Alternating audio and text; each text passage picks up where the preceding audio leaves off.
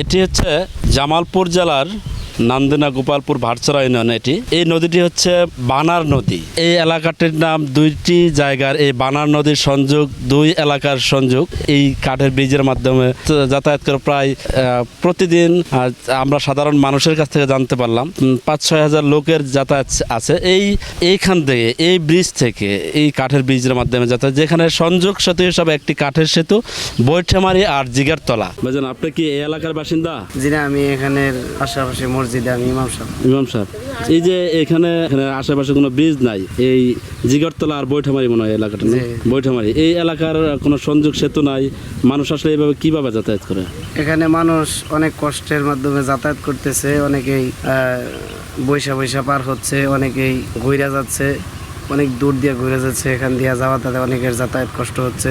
তাতে এখানে কতগুলি পরিবার আছে এই দুই এলাকার সংযোগে? মোটামুটি ভালো পরিবার আছে এখানে, তাদের যাতায়াত এদিক দিয়ে অনেক কষ্ট। যে পানি ভরে গেলে অথবা এই যে পাশের সাঁকু দেখলাম, এই সাঁকু একমাত্র তাদের ব্যবস্থা যাতায়াত এদের ব্যবস্থা দুই এলাকার। এখানে চেয়ারম্যান আছে, আছে হয়তো অত্র এলাকার ভিতরে আমি আইসা কাজ কমই দেখছি। এই যে রাস্তাটা হচ্ছে 3 বছরের ভিতরে, এই রাস্তা অনেকদিন পর এই রাস্তার কাজটা হচ্ছে। এই পাশে শিক্ষা প্রতিষ্ঠান কোন পাশে আছে? শিক্ষা প্রতিষ্ঠানে যে এখানে প্রাইমারি স্কুল আছে, এখানে শিক্ষা প্রতিষ্ঠানের ছাত্রছাত্রী যারা আছে তারা ওই পাশের লোকগণ এই পাশে পড়াশোনা করে না? যে পড়াশোনা করে তাদের যাতায়াত বাচ্চাগুলো বাচ্চাদের এই অভিভাবকরা তারা দিয়ে যায় এভাবে। এই যে সাঁকু এগুলোতে পারাপার করতে হয়, এটাই যাতায়াত তার, এই একমাত্র এটাই। তো এই এলাকার মানুষের, সাধারণ মানুষের দাবি এখানে যে একটা সেতু নির্মাণ করে দেওয়া হয়, সেই সেতুর মাধ্যমে হয়তো তারা তাদের সুবিধাটি পাবে। এই জিগারতলা এলাকায় এরকম একটি জায়গাতে, একটি অজরপুরা গ্রাম, তাদের আসলে যাতায়াতের কোনো ব্যবস্থা নেই। যদি আশেপাশে মানুষ যারা আছে তারা যদি যাতায়াতের চেষ্টা করে, তাহলে দেখতে হয় যে নদীর এই পাশেই আরেকটি বাঁশের সেতু রয়েছে, এরকম বিভিন্ন বাঁশের সেতুতে যাতায়াত করতে হয়।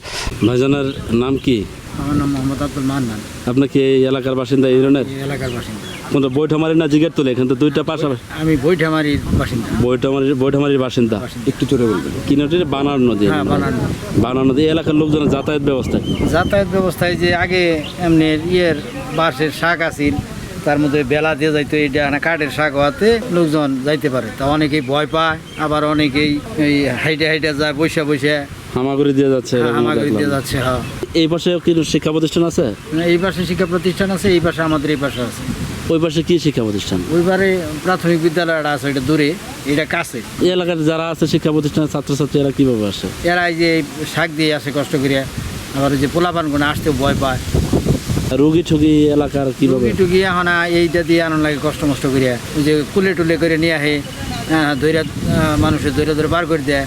এইভাবে চলতেছে? হ্যাঁ, এইভাবে চলতেছে। আমাদের দাবি এই ব্রিজটা সরকারের কাছে, আমরা এই ব্রিজটা চাই।